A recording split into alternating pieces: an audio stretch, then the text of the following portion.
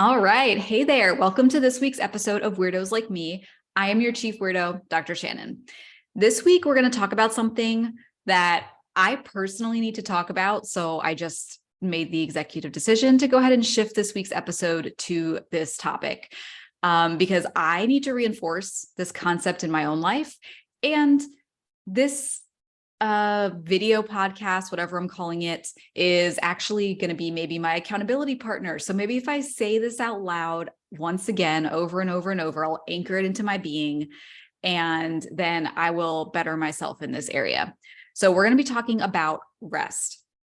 Now, I'm shifting my topic to this because I got knocked on my face last week. I am literally the worst at this a lot of the times in my life. And I intellectually know that as a human, biologically, we need rest. I mean, obviously, I don't think anyone would argue that intellectually. However, when it comes to the application of this concept for me, I can't seem to reconcile my desire to do more, to learn more, to be more places, to experience more things, to fill every waking moment of my day with something, quote unquote, productive. Now, some of this is due to life circumstances, right? So like for the last several months for me, it's been nothing short of a whirlwind, to be honest. I've lived in 3 different states in the last 4 months, and those states were like 800 miles apart from each other. So it's not like I just, crossed my backyard border over into the next state. So that in and of itself is a whirlwind, and it causes stress, and it caused this go, go, go mentality to worsen for me. Like, even though that's my nature, it just kind of exemplified that. Right. So then you add in changing jobs, moving a toddler with me, you getting her childcare, daycare, schooling, all that worked out in 3 different states. Yeah, I don't know. Anyway, it was stressful, right? I'll spare you the details, but life moved and changed very quickly. And then I changed and adapted as needed to make sure that everything kept moving forward. You just do what you do, right? Well, my body got angry at me last week because I'm going to say that I abused it when it came to the rest and the rejuvenate department. I don't mean that I, skimped out on taking bubble baths and getting massages, although I didn't do those things. I mean, basic rest, like literally just resting. I have been known to go several months without taking any days off when it comes to work. I mean, even if it's on the weekend and I spend half the day doing some type of work, it just is what it is. And I do this every day. I might not be at the office every day, but I could be at my home office. And, or I might be traveling, but I'll be traveling for a conference and I spend the weekend working there and then go right back into my regular work week job. Right now, I'm not complaining about this. I actually really enjoy doing this. I enjoy my life. This is why I continually work, because I enjoy it. I love health. I love chiropractic. I love natural healing, optimizing nervous system expression. I love teaching and learning. It's just what I do. So it's not like I'm miserable going to work every day. So that's good, right? I mean, it is good. However, it is also why I work every day, because, I do like what I do, but I do forget that even though I love what I do, my physical being and my emotional being actually need rest. It's just laws of physiology. And, I learned such an important lesson last week that if I don't prioritize some type of rest for my body will prioritize it for me. I got so sick last week, like so sick that I actually left work early. I don't know that in my entire life I have ever left work early, not one day, because of not feeling well. And last week was it. And normally if I don't feel so great, I just kind of keep quiet about it and I keep going on with my day. And then I just, hope that I recover without anyone knowing that there was a problem to begin with. Last week, though, I couldn't even go from sitting to standing without feeling like I was going to collapse. I made it home and I literally spent the entire night on the floor because I could not get up off the floor to make it to my bed. I mean, I don't know that I've ever experienced that in my life. So it was actually a little scary for me. My body was like, hello, stupid. You don't want to chill out for a little bit? Okay, I'm going to make you chill out. You are going to now spend the entire night on the floor and you can't move so that your body can actually, I don't know, not accumulate. What's the word I'm looking for? Do something with the energy. That's not the word I'm looking for, but it's out of my brain. So anyway, I say all of this because I am currently reevaluating the concept of rest, what it means, how to get more of it, how to make it sustainable. And, I figured out that in order to successfully approach rest, I need to apply the fundamentals of minimalism to the concept of rest. And there's the backstory to this episode. So first of all, rest is required by every physiological process in our bodies. For example, when you exercise and you're trying to build stronger muscles, you don't exercise and strength train the same muscle groups multiple times a day, every single day, without giving those muscle groups a rest. Any good personal trainer will create a workout routine for you where you have rest days for those muscles. Even if you're doing something every day, they alternate. This is because biologically, our cells and our tissues need time to rest. Yes, stress on our tissue does make it stronger. However, you heal while you rest, and you get stronger by healing, not by the trauma in and of itself. Stress makes us stronger and more adaptable, but only if we can heal from that stress, which requires giving our bodies and our minds time to process, rest, and recover. This is even true when you talk about nature. I mean, kind of seeming like we're going off topic for a second, but not really. Look at our food and the world of agriculture today. A modern problem that we're seeing with fruits and vegetables is that they are deprived of the nutrients that they should have, which means that we're deprived of nutrients, which could get me going on a whole nother topic, but we'll save that for another day. But the question is, why is the produce deprived of nutrients? Well, one of the very well-known reasons is the overuse of our soil. We don't give it enough time to rest in between growing crops. We grow, harvest, grow, harvest, grow, harvest over and over and over. And that's pulling nutrients from the soil without giving it a chance to ding, ding, ding, heal and replenish. Now, we can also see this if you look at kids. If you have ever dealt with kids, it is a well-known fact that babies and toddlers, whatever age they are, they need their rest. We have, for my daughter and I, we have a structured bedtime, we have a structured nap time, and you can clear as day tell when she is tired or when she's not well rested, because kids will act differently. They get what I guess you could call cranky or irritable. It's not that they're just cranky to be cranky. Their bodies literally are lacking rest. They're deficient in rest and healing. And a lack of rest can also make kids more prone to getting sick because that lowers the function and the adaptability of their immune system. Now, we know this, and we can apply this to food. We can apply this to kids, right? Well, guess what we are as adults? We are overgrown toddlers. Yeah. I mean, we like to think that we're all sophisticated and rational and that we can, deal with our stuff better than toddlers. But guess what? We can't. I mean, we do have a mildly better functioning frontal cortex and can, in theory, make more rational, better educated decisions, less impulsive decisions. Again, in theory, because think to a lot of adults, and you might actually think your toddler makes less irrational decisions than them. But anyway, I digress. However, we still function via biological law. We don't grow up and instantly stop needing time for ourselves to rest and recover. Do we require less sleep than toddlers? Sure. But we don't lose the need for that process to actually occur at some point. All right. So where the heck does minimalism fit into all of this? Touching on the definition of minimalism for a second, it's the process of identifying what is essential in your life and then having the courage to eliminate the rest. How could you ever focus on the things that truly matter in your life if you don't have the capacity to focus on them because your schedule is bursting at the seams? I am so guilty of this.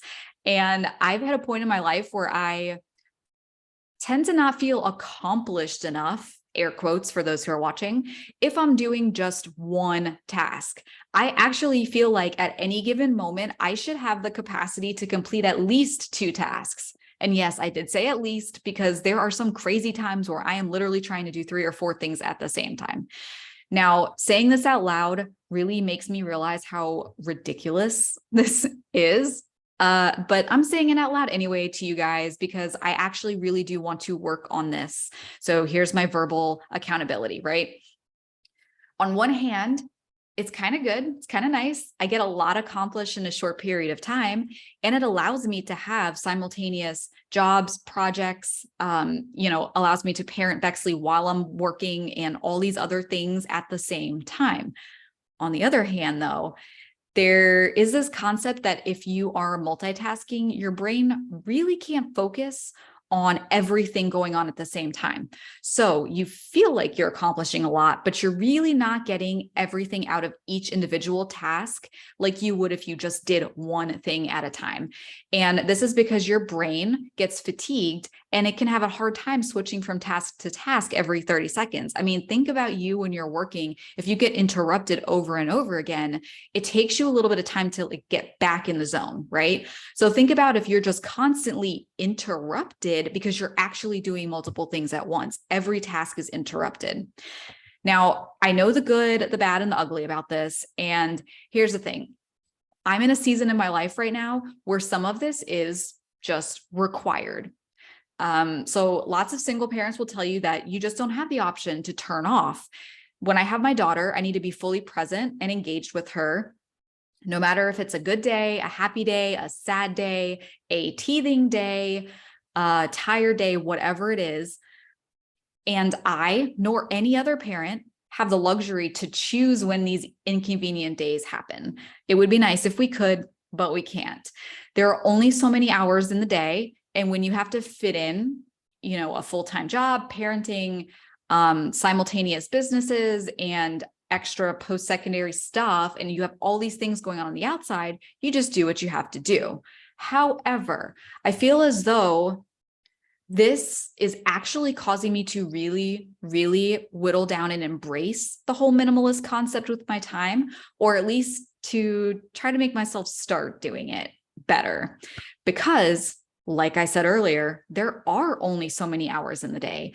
At some point, there is a real limitation as to how much you can do, even if you're doing 2 things at the same time. So where the principles of minimalism fit in, well, let me restate this. This is where the principles of minimalism fit in, because it's important to truly prioritize what you need to do and then do away with the rest. Now, there's actually a subset of minimalism called essentialism. And personally, I think I resonate a little bit more with essentialism when it comes to the time management concept than minimalism, because it's not that I'm saying I want to just cut the number of things I do just to cut the number of things I do and just reduce it for the sake of reducing it. I want to strategically engage in activities with people that enrich my and my daughter's existence and that we can enrich others' existence. And I want all of this to be congruent with our journey. So there's a strategy to it, right? It's not like I just want to cut things out of my schedule just to not have something to do. I hope that makes sense. So the real conundrum here is, what if you really need to rest, but you don't have time? And I know that is such an ironic statement, right? Because it's like the people who are saying they don't have time to rest are probably the people who really need the rest the most, right? Now, it is also unrealistic to ask someone to have the ability to drop everything in their life to rest. It's not like you can pause your kids, you can't pause your bills or your work schedule, you can't pause emergencies and things that happen in life. So what that means, though, is that during certain seasons of your life, when you can't necessarily control everything in your schedule, you should, because it's important, to find ways to what I call biohack your body's ability to rest.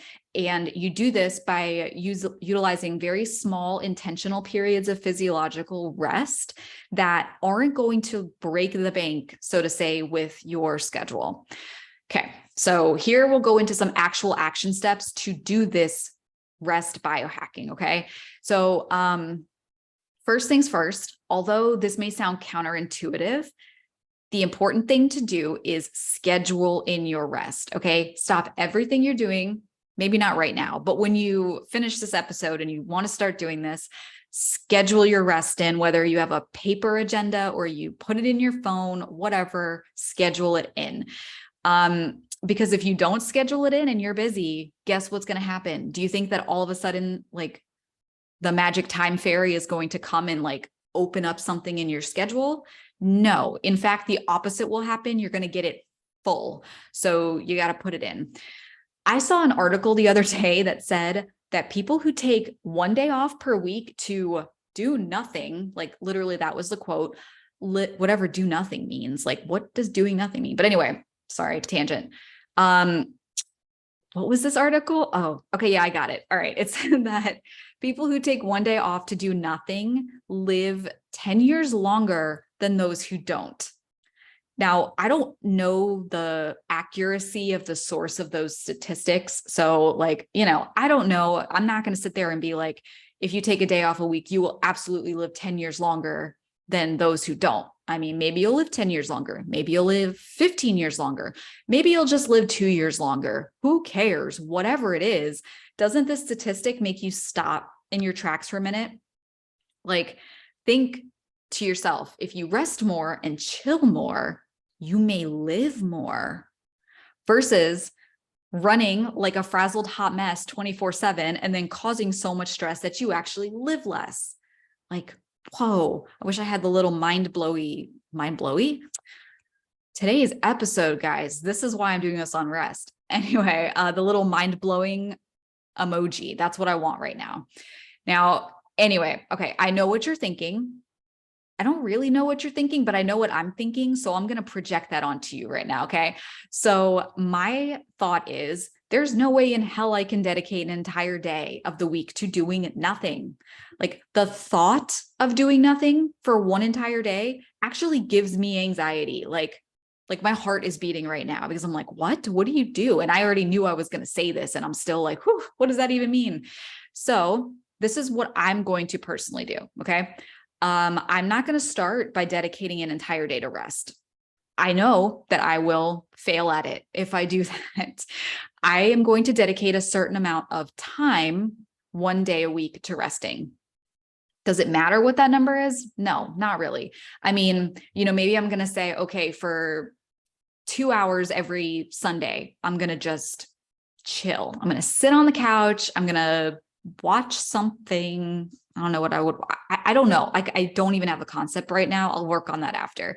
But, for you, maybe it's 1 hour, maybe it's 2 hours, maybe it's not even one day a week. Maybe it's every day. Like, maybe it's easier for you to say, okay, every day I'm going to spend 30 minutes after my kid goes to bed just chilling out. Everything else goes away. When that 30 minutes is over, I can get back to work, but for 30 minutes, I'm just going to chill. So it can be whatever it needs to be for you, but whatever it is, make sure it's achievable. So if I tell myself that I'm going to dedicate an entire day to doing nothing, I know that I will not do that. Like, within the first couple of hours, at least starting off, I'm going to be miserable and I'm going to end up doing something. So not only will I not reach my goal of resting, but then I'm going to end up feeling guilty about it. I'm going to beat myself up internally for failing at a task. Not good, right? Like, that's a double whammy. So I'm going to create something that I can actually achieve. So that way I can start small, work my way up, have all these little wins, right? So for the 30 minutes, I'm like, okay, woohoo, 30 minutes. I did it. Now I can move on. So maybe this strategy will work for you. So anyway, the next thing that I want to talk about is sitting in silence every once in a while. Yeah, that's right. Sitting in silence. No matter how awkward and painstaking it may be, our brains were not designed to take in constant stimulation. We need silence. Now, today, in today's world, not only are we taking in stimuli all day, but we're actually taking in multiple streams of stimuli. Kind of like what I was talking about earlier with multitasking. So, you're doing one thing while thinking about another, while listening to something else, while having somebody else talking to you in the background, while trying to eat your dinner because you only have 5 minutes to get your dinner in before you got to move on to the next task. Sound familiar? Yeah. So think about what our brains are genetically hardwired to expect for stimuli. What did our hunter-gatherer ancestors listen to? Birds, the rivers, the streams, maybe a small group of other people in their tribe talking, but, think nature along those lines. That's what our brains are actually looking for and are genetically hardwired to expect. So if that's the case, and we are genetically hardwired to want some of this silence, why is it so hard to do? Have you ever tried to just sit there with no sound for like 5 entire minutes? Dude, it's hard. I think I make it like 8 or 9 seconds before I start formulating next week's Costco list in my head. And then I have to reel it back in. And I actually really suck at this, and I am constantly working on it. So just like with the day of rest, start with something small. So, say, okay, I'm going to sit in silence for 1 minute. And then when you get that down, up it to 2 minutes, then 5, then 10. And side note, if you cannot make it past a few minutes of silence without passing out, then you, my friend, are sleep deprived and exhausted. That's an entirely different type of rest. I'm not talking about needing sleep rest right now. I'm talking about just needing emotional, physical rest aside from sleep.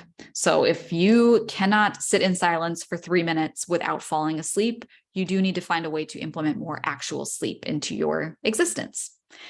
All right. So strategy number 3, real simple here, breathe. It's simple, but this is actually a really good one to do while you're doing your minute or 2 of silence, because it'll give your brain something to actually focus on so that you're not thinking about your Costco list. So this is what I do. I pair the 2 together. If I decide I want to do 2 minutes of silence, I'm going to do 2 minutes of silence while I'm doing some structured breaths to help my body get into parasympathetic mode. So we, as a stressed out population, are chronic shallow breathers. Why is this? If you listened to, I think it was last week's episode, you'll remember me talking about the fight or flight stress response. That's why. So when you're stressed, your breathing becomes rapid and shallow.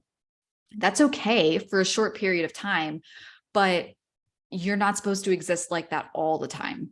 In today's world, we need to actually consciously focus on making ourselves take full, deep breaths, which is the type of breath that we're supposed to be taking for a majority of our life. So when you're doing this, you need to focus on expanding your chest cavity when you take a breath in. You guys can't see it because you can't see below my chest here with the video, but when you're breathing, put your hand on your belly and pretend like your nose is underneath your hand. And then you take a big, slow breath in until you feel your hand. I'm going to put my hands up here just for clarity. So pretend this is on your belly. Take a big breath in until you feel your hand starting to raise and expand with your belly. And then you want to breathe out until you feel your hands moving back. Now, there are actual specific breathing techniques that you can use to change your physiological states. I use them quite often. Sometimes I hate doing them, but they're very, very effective. And certain breaths will activate different parts of your brain and can affect your emotional state. These are extremely, extremely powerful for allowing you to be in control of your state of physiology and your emotions so that you can adapt to whatever life throws your way. However, when you're first starting, don't worry about all of those details. Just breathe. There's like nose breaths, there's nose mouth, there's in one nostril, out the other. When you're first starting, throw that all out. Just focus on breathing. I promise you, it will shift your physiology and it will shift your life. So just do it. So there are 3 simple things that we just talked about to try to allow implementation of more rest into your life. They are uber simple, but powerful. I am doing these alongside you guys. So I want to know which ones you love, hate, or if there are other strategies that you find useful for prioritizing rest. If you're not already in the Weirdos Like Me Facebook group, go ahead and request to join. You can search it. It is a private group, so I'd have to, it's the word I'm looking for, approve you in there. Sorry, I just clapped into the microphone. I don't know what that's going to sound like on your end. Sorry, guys. But anyway, if you're not in the group, go ahead and join it so we can continue the conversation there, and make sure that you subscribe to the channel and share this with a friend that you think will find this information valuable. Sometimes it's really great to have an accountability partner. I am enlisting all of you as my accountability partners right now. So, all right, everyone, I am Dr. Shannon, and I'm signing off for today's episode of Weirdos Like Me. I will see you on the next one.